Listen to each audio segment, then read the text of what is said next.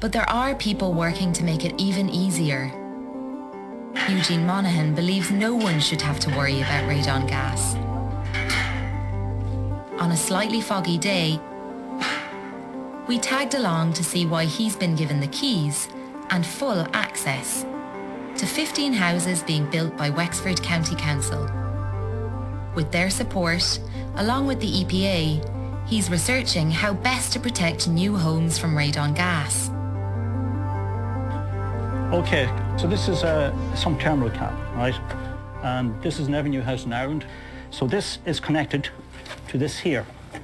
This is a radon sump. This is underneath the floor in your house. This allows the radon to be extracted from underneath the floor, okay?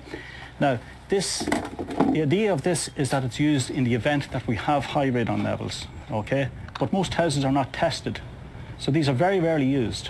And we have somewhere between 400 and 500,000 of these lying idle. In addition to that, houses in high-risk areas must have a radon barrier, okay? So this is a radon barrier. And the idea is that you put this down before you build the house, and that keeps out the radon. The problem with this is it's very, very difficult to seal. For instance, we have this barrier, and we want to put a pipe through it, because we have to bring the pipes through the floor for the toilets and for the sinks. So what we need to do is we put a hole in it. Okay? And we bring a pipe through it. Okay? That's not sealed anymore. It's like a puncture in a tire. It's nearly impossible to stop radon gas seeping into your house.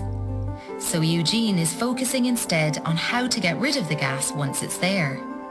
Okay, so this is the sump which we saw earlier, and a pipe has been inserted into the sump. That's what we call activating the sump. So the sump is now activated. That pipe is brought up the wall. So if you blow air across a pipe opening, you will create a draw in the pipe. In addition to that, we're going to try to increase the draw of radon up the pipe by attaching this to the top of the pipe. It captures more wind energy and makes the whole thing work more efficiently.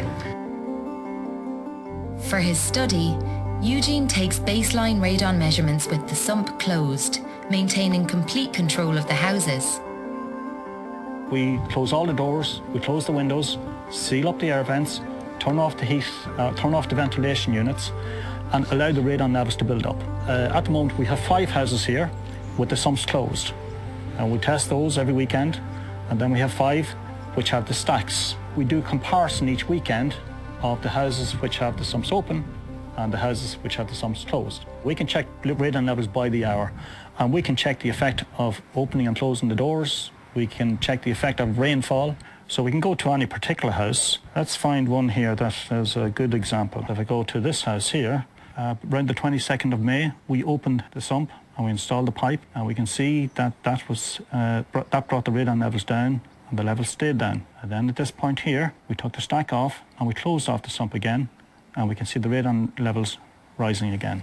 So far, the data we have shows that we are reducing radon levels by somewhere between 40 and 50% just by the addition of this passive stack. Now, we are also studying the effect of putting this ventilator on top of the pipe, and the first indications are that it's having a positive effect, but we can't put a figure on it yet because it's too early. The study is proving that a simple and cheap fix can massively reduce the threat of radon gas. What I would hope to see is that the building standards will be changed to require new homes to have a passive stack, and that will go a long way to reducing deaths from radon in new homes in Ireland.